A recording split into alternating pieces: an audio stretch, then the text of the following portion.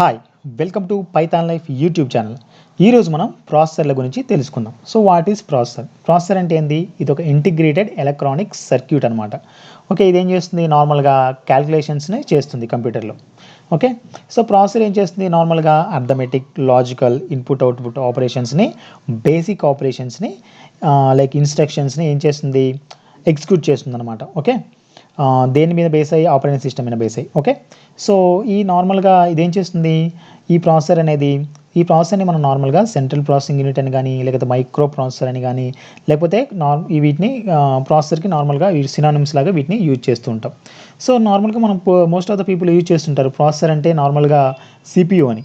So processor అనేది పర్టికులర్గా CPU అనే కాదు. సో ఒక నార్మల్గా ఒక ప్రాసెసర్లో నెంబర్ ఆఫ్ సిపియూస్ అనేది ఉంటుంటాయి అన్నమాట. ఓకే, సో ఇక్కడ మనం ప్రాసెసర్లో ఇంకేముంటుందంటే గ్రాఫికల్ ప్రాసెస్ యూనిట్ అనేవి కూడా సపరేట్ కూడా అనదర్ ప్రాసెసర్ కూడా ఉంటుంది. సో దీన్ని యూజ్ చేసుకుని మనం ఏం చేస్తుంటే గ్రాఫికల్ ప్రాసెసింగ్ని మనం చేస్తూ ఉంటాం అనమాట.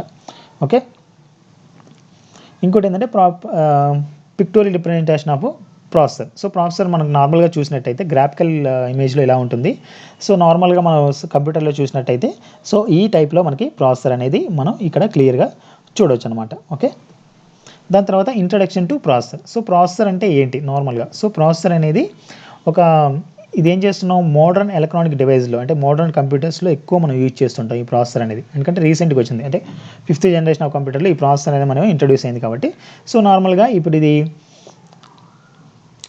ఇప్పుడు మనం స్మార్ట్ ఫోన్లలో కానీ, ట్యాబ్లెట్స్లో కానీ, లేకపోతే అదర్ హ్యాండ్ హెల్త్ డివైస్లో కానీ, లేకపోతే పర్సనల్ కంప్యూటర్లో కానీ ఈ ప్రాసెసర్ని మనం చూడొచ్చు అనమాట. సో ఇదేం చేస్తుంది? ఇన్పుట్ని రిసీవ్ చేసుకొని దాని నుంచి ప్రోగ్రామ్స్ని, ఇన్స్ట్రక్షన్స్ని వాటిని ఎగ్జిక్యూట్ చేస్తూ ఉంటుందన్నమాట. ఓకే, ట్రిలియన్స్ ఆఫ్ క్యాలిక్యులేషన్స్ చేస్తుంది. ఓకే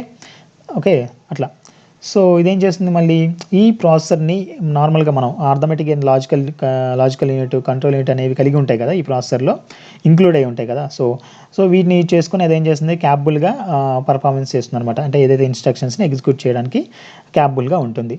సో ఇందులో 3 క్యాపబిలిటీ టర్మ్స్ ఉన్నాయన్నమాట. అవేంటి చూద్దాం. ఏంటి అంటే అది ability to process instructions at a given time. Okay, ఇచ్చిన టైంలో ఇన్స్ట్రక్షన్స్ని ఎబిలిటీగా ప్రాసెస్ చేయడం. ఇంకోటి ఏంటంటే maximum number of bits instructions, maximum number of బిట్స్ని కానీ ఇన్స్ట్రక్షన్స్ కానీ ఎగ్జిక్యూట్ చేయడం. Okay, relative to clock speed. Clock speed అంటే ఏంటంటే ఇక్కడ ఒక ఇన్స్ట్రక్షన్ ఏదైతే ఫెచ్ అయ్యి అది ప్రాసెసర్లోకి వచ్చి రన్ అవుతుంది అనుకోండి, లైక్ ప్రాసెస్ చేయబడుతుంది అనుకోండి, అప్పుడు క్లాక్ స్పీడ్ అనేది స్టార్ట్ అవుతుంది. సో క్లాక్ స్పీడ్ని బేస్ అయ్యి అదేం చేస్తుందంటే ఎట్ ఏ టైం దాని స్పీడ్తో ఈ ఎగ్జిక్యూషన్ కూడా జరుగుతూ ఉంటుంది అనమాట. ఓకే, తర్వాత ఈ ఆపరేషన్స్ అనేవి నార్మల్గా కంప్యూటర్లో ఏ పర్ఫార్మెన్స్ అయినా, నార్మల్గా ఒక అప్లికేషన్ ఓపెన్ చేయాలన్నా, లేకపోతే ఏదైనా ఫైల్ ఓపెన్ చేయాలన్నా, లేకపోతే ఫైల్ చేంజ్ చేయాలన్నా, సో ఈ ప్రాసెసర్ అనేది ఖచ్చితంగా ఇన్వాల్వ్ అవుతుంది అనమాట. ఈ ప్రాసెసర్ ఇన్వాల్వ్ అవ్వకుండా ఏ వర్క్ కూడా సిస్టంలో జరగదు. సో అట్లా అనమాట. సో ఇదేం చేస్తుంది? మస్ట్ ఇంటరప్ట్ ద ఆపరేటింగ్ సిస్టమ్ని, సాఫ్ట్వేర్ని ఇంటరప్ట్ చేసి ఇప్పుడు నార్మల్గా ఏ పర్ఫార్మెన్స్ ఏ ఆపరేషన్ జరగాలన్నా ఈ ప్రాసెసర్ అనేది దాంట్లో జోక్యం చేసుకుంటూ ఉంటుంది. అంటే లైక్ ఈ ప్రాసెసర్ యొక్క ఇన్వాల్వ్మెంట్ లేనిది ఏది జరగదనమాట. సో నార్మల్గా మనం ఒక ప్రాసెసర్ అనేది చాలా నెంబర్ ఆఫ్ ప్రాసెసర్లు అనేవి ఉంటూ ఉంటాయి అనుకున్నాం కదా. సో వాటిని మనం కోర్స్ అంటాం. Okay, 1 or more individual processing units ఉంటాయి అనమాట. వీటిని మనం కోర్స్ అంటాం. సో ఈ కోర్స్ అనేవి ఎలా ఉంటాయంటే లైక్ నార్మల్గా so each core process instructions from a single computing task. ప్రతి సింగిల్ కంప్యూటింగ్ టాస్క్ని ఒక కోర్ అనేది ప్రాసెస్ చేస్తూ ఉంటుంది. సో అలా చేయడం వల్ల ఏమైంది? సర్టెన్ స్పీడ్లో ఇవేం చేస్తుంటాయి? ఎగ్జిక్యూట్ చేస్తూ ఉంటాయి. సో ఇదేం చేస్తుంది? క్లాక్ స్పీడ్ని బేస్ అయ్యి వర్క్ అవుతుంది అనుకున్నాం కదా. ఓకే, ఇట్లా ఇది మరి ఈ ప్రాసెసింగ్ స్పీడ్ని ఎలా మెజర్ చేస్తారంటే గిగా హెర్ట్జ్లో మనం ఈ ప్రాసెసింగ్ స్పీడ్ని మెజర్ చేయడానికి వీలుంటుంది అనమాట. సో మోడర్న్ కంప్యూటర్లో సెవరల్ ప్రాసెసింగ్ కోర్స్ అనేవి ఉంటాయి, లైక్ డ్యూయల్ కోర్ అని, లేకపోతే క్వాడ్ కోర్ అని. సో ఇప్పుడు రీసెంట్గా చూస్తున్నాం ఇంటెల్ కోర్, లైక్ రీసెంట్ టైంలో వింటుంటాం కదా డ్యూయల్ కోర్ అని, క్వాడ్ కోర్ అని. సో ఇలాంటి ప్రాసెసింగ్ అనేవి సెవరల్ ప్రాసెసింగ్ అనేవి రీసెంట్ డేస్లో మనం చూస్తున్నాం అనమాట, రీసెంట్ మోడర్న్ కంప్యూటర్లో.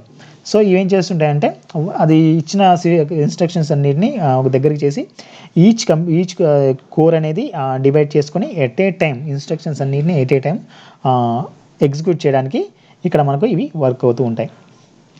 సో ప్రాసెసర్ అనేవి నార్మల్గా ఈ చాలా ఎలిమెంట్స్ ఉన్నాయి ఇందులో. ఏమిటి అంటే లైక్ అర్థమెటిక్ లాజికల్ యూనిట్ అని, రిజిస్టర్స్ అని, క్యాచీ మెమరీ అని, సో ఇలా డిఫరెంట్ ఎలిమెంట్స్ అనేవి ఈ ప్రాసెసర్లో మనం కంబైన్డ్ అయ్యి చూడొచ్చు. ఓకే, సో నార్మల్గా ఇవేం చేస్తుంటాయి, అర్థమెటిక్ లాజికల్ ఆపరేషన్స్ ఏమో నెంబర్స్ మీద, అండ్ నెంబర్స్ వాటి రిజల్ట్స్ని, అలా వచ్చిన రిజల్ట్స్ని ఏమో రిజిస్టర్స్ స్టోర్ చేసుకుంటాయి టెంపరీగా.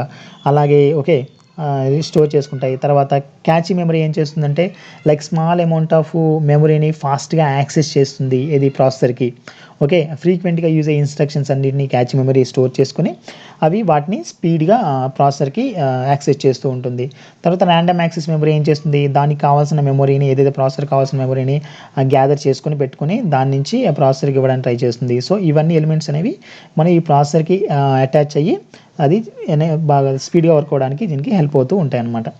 ఓకే, నార్మల్గా ఈ సిపియు అనేది ఒక 3 ఆపరేషన్స్ని కలిగి ఉంటుందన్నమాట. ఏంటి ఆపరేషన్స్ అనేవి ఏంటంటే ఫెచ్, డీకోడ్, ఎగ్జిక్యూట్.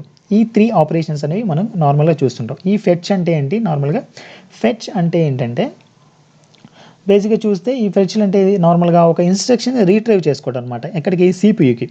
ఎక్కడి నుంచి, ర్యామ్ నుంచి సిపియుకి ఒక ఏదైనా ఇన్స్ట్రక్షన్, ఏదైతే సిపియు ఎగ్జిక్యూట్ చేయాల్సిన ఇన్స్ట్రక్షన్ని సిపియు తీసుకుంటుంది అనమాట. ఆ తీసుకునే ప్రాసెస్ని మనం ఫెచ్ అంటాం. ఓకే, సో డీకోడ్ అంటే ఏంటంటే ఇది కన్వర్ట్ చేస్తుంది. ఎలా, ఇన్స్ట్రక్షన్స్ని సిగ్నల్స్ రూపంలో కన్వర్ట్ చేస్తుంది. ఏది, other components of the computer యొక్క అదర్ కాంపోనెంట్స్ నుంచి వచ్చిన ఇన్స్ట్రక్షన్స్ని సిగ్నల్స్ రూపంలో కన్వర్ట్ చేసుకుని వాటిని ఎగ్జిక్యూట్ చేయడానికి ట్రై చేస్తుంది. తర్వాత ఎగ్జిక్యూట్ ఏం చేస్తుంది, ఇలా డీకోడ్ అయిన ఇన్స్ట్రక్షన్స్ని ఇలా వాటిని డిజైర్డ్ ఆపరేషన్స్ చేయడానికి, ఓకే ఆపరేషన్స్ చేయడానికి ఈ ప్రాసెసర్ అనేది ఈ ఎగ్జిక్యూట్ అనే స్టెప్ని యూజ్ చేసుకొని దాన్ని పర్ఫామ్ చేస్తూ ఉంటుందన్నమాట.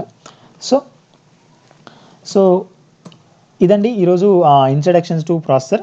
సో ఈ వీడియో మీకు నచ్చినట్టయితే లైక్ చేయండి, షేర్ చేయండి. ఈ వీడియో మీకు ఎలా అనిపించిందో కింద కామెంట్లో తెలియజేయండి. అలాగే పైథాన్ లైఫ్ యూట్యూబ్ ఛానల్కి సబ్స్క్రైబ్ చేసుకోండి. Okay, thank you for watching. Bye.